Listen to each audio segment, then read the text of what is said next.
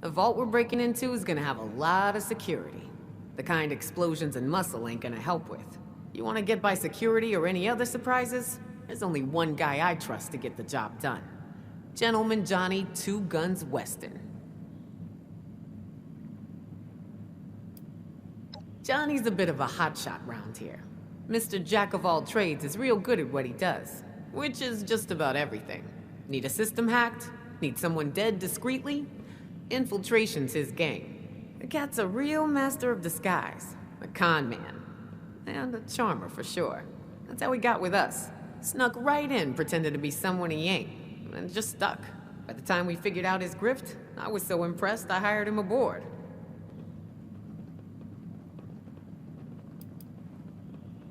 Oh, did I just say that?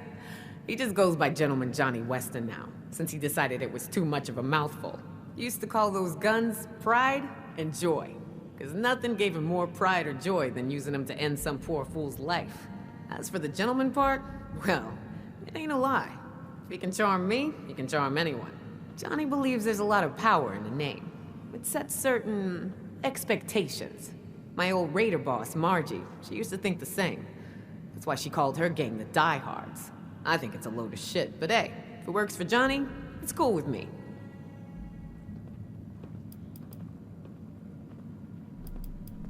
So here's what's what. Johnny's the real deal. Best guy I got. I won't do this job without him. Think of him as an insurance policy. Thing is, on account of him being so critical to our success, he thinks he gets to do as he pleases. And to some degree, that's true. That being said, he can be fickle. If he doesn't want to do a job, well then Johnny doesn't do a job. Since you know what's at stake here better than I do, I want you to see if you can't convince him this is the right job for him, you dig?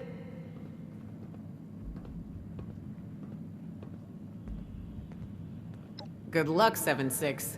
He may need a little convincing. Don't be afraid to give him some incentive to work this job. Hey there, Vault Dweller. I've heard all about the plans for that Vault 79 raid of yours, so I'll spare you the time and tell you I'm in. All that sweet, sweet gold is as good as ours. Well, see, that's where it gets tricky. There's this other job I need some assistance with before I can devote any time to stealing from what's left of the federal government. And from what I've seen and heard, you're just the sort of person that could help me out.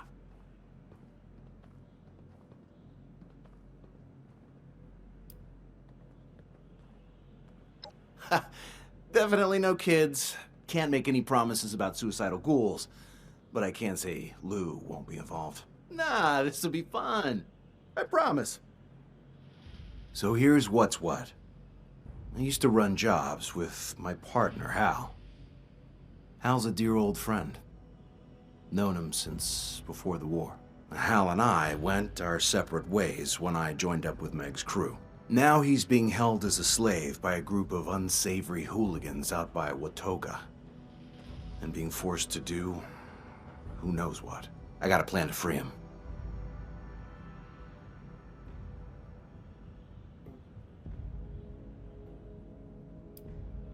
All right, shoot.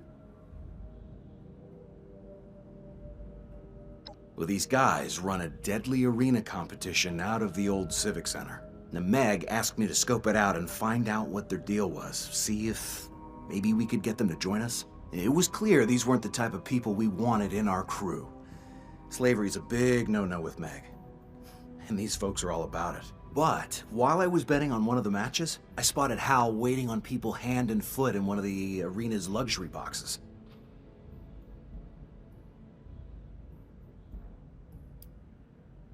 My best guess is that when he and I split, he kept following the trail south. The hooligans from the Watoga arena must have offered him his life in exchange for servitude. Knowing Hal, he probably figured he would bide his time and find a way out of his situation later. Now, it happened after we found the crater and decided to settle, but Hal's not the type who enjoys being in one place for too long. To be honest, neither am I. But Meg's crew offers resources and opportunities that we just weren't finding on our own anymore. Well, Hal thought we'd be better off on our own. I told him I was staying put. He struck out by himself, and that was the end of it.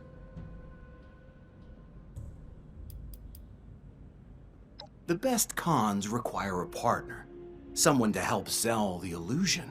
In this case, my partner, that would be you, are going to play a critical role in selling that illusion. I could probably rescue Hal myself, but it's riskier than I like. Now, I figure with your skills, there's very little chance we could screw this up. Good. Right, so about this competition. People fight for riches, food, supplies, whatever they're willing to bet. Half the competitors are slaves, and their masters are betting on them. Others are just people trying to make their fortune.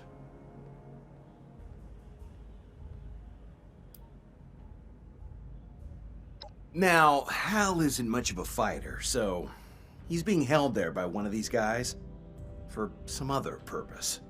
I want to pass you off as my slave. I'll make a deal to sell you to Hal's master after you win the competition that will rig in your favor. Once you get into the slave quarters, you and Hal will break out and rendezvous with me. Any questions?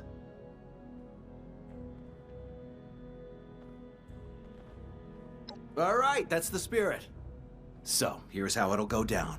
Meet me at the Watoga Civic Center, and I'll do some legwork before you get there. You'll want to slip in the back entrance. I'll be waiting, in character.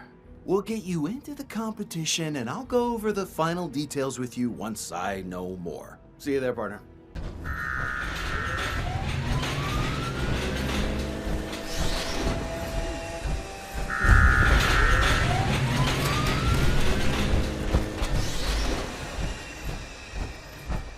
Welcome to the Watoga Civic Center, the future of events. The Watoga Civic Center welcomes you. The presidential debate happens. The Civic Center is your home to the future of music. Automatons will blow your mind with sound.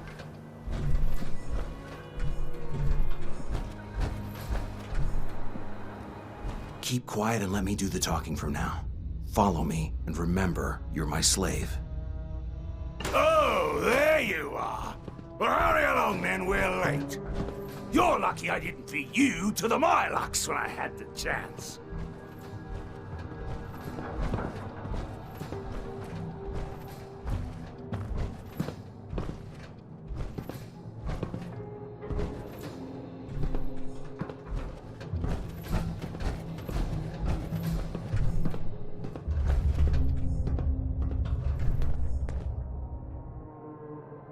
Hey, your slave doesn't have his collar on. You better take him inside and fix that quick before he does something you'll regret. No worries, old chap. I've got it right here. Poor thing's got the trots, he does. Had to go round the back way so he could do his duty outside before entering. Like the proper scum he is. She'll be all empty now. What do you have to say for yourself, slave?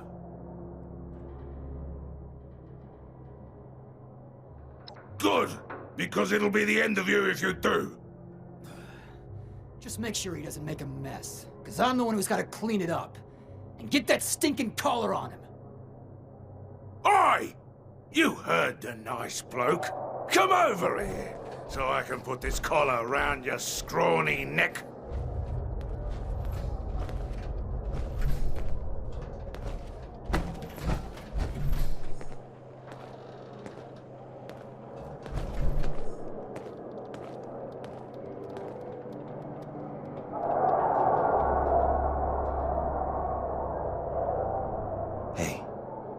Thanks for playing it cool. I signed you up as an alternate to get you into today's match. So you'll go in if one of the current fighters loses before the match is over. I have a good feeling that's gonna happen, if you're picking up what I'm putting down. Now, if you screw up and they try to detonate your collar, it's on to plan B. Kill everyone, save Hal, and make it out alive.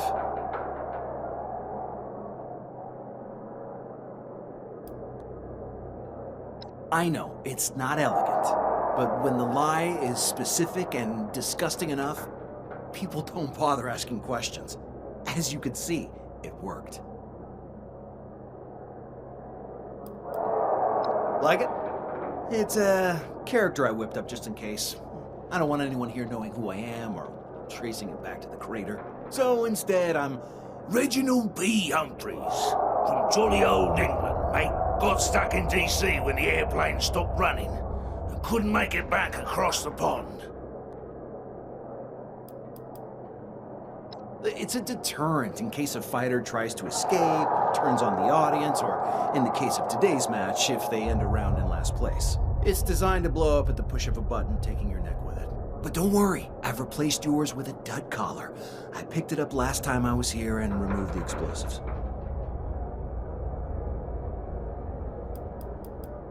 Well, there's not much to go over. If all else fails, we're going out guns blazing. It won't be ideal. And we'll need to murder every last one of these chumps. And still rescue Hal. Let me be clear, do not lead us into Plan B. I will not be happy. While you're down here, I'll work my magic in the stands, doing recon and making deals. There are 3 rounds. You'll need to fend off whatever they throw at you. Between each round, I'll come back here for a pep talk, and we'll discuss our various options. I'm counting on you to come in first. Don't let me down. All right, septic survivor. Get out there when they call you, and don't let me down. I've got a lot of caps riding on you.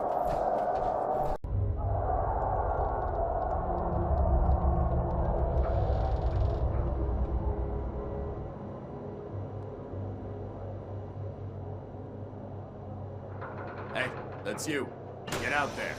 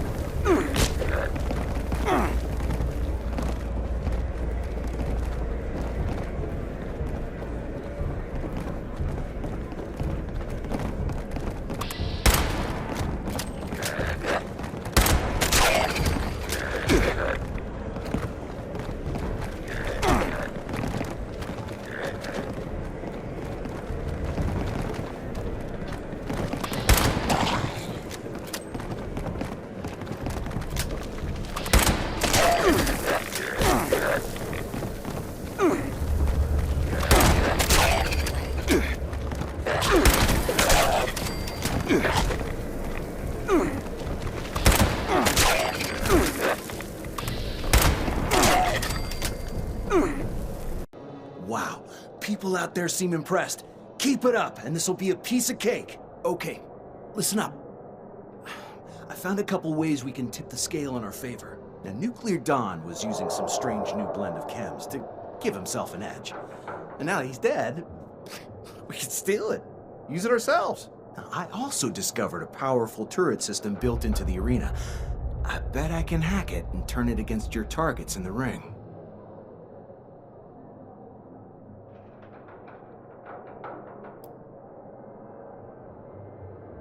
You got it. Based on what I heard, this shouldn't arouse suspicion because malfunctions happen all the time with their system.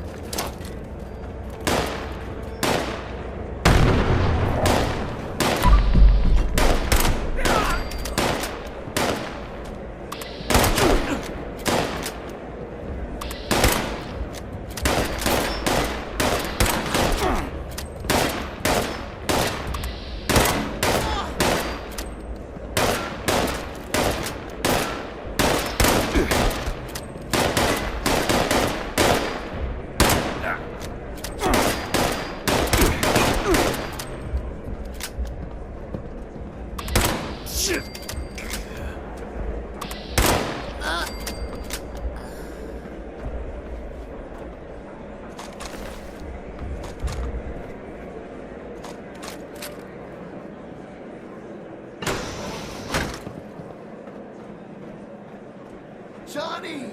How the heck are you? Thanks for busting me out of there. Hal. My man. Hell. Suits you. Because that's exactly where you're going.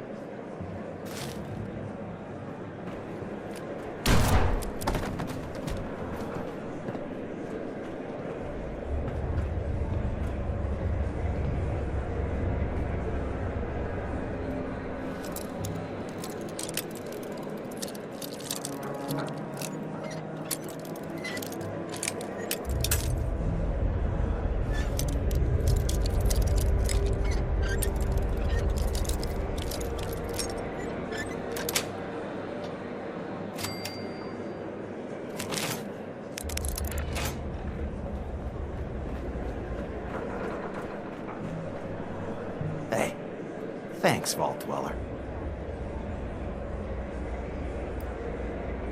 You do.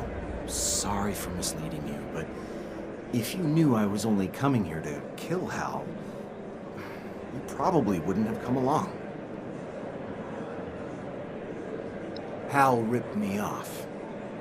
On our last job, he took way more than his fair share of the cut, then lied about it. By the time I found out, he had decided to part ways under the guise of not wanting to settle down at the crater. I needed to send a message that no one pulls a fast one on Gentleman Johnny Weston. Not even my best friend, Hal.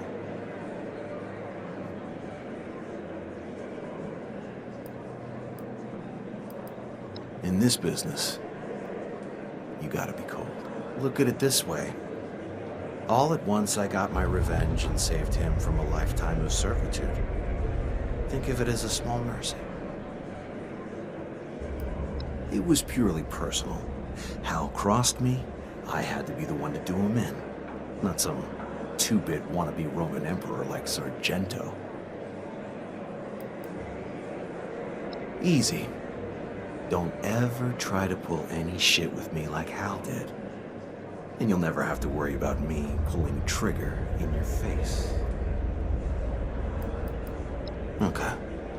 Before we go, there's one small matter we should discuss. I want you to tell Meg I get a 50% cut of the gang share of the vault loot. Or I walk.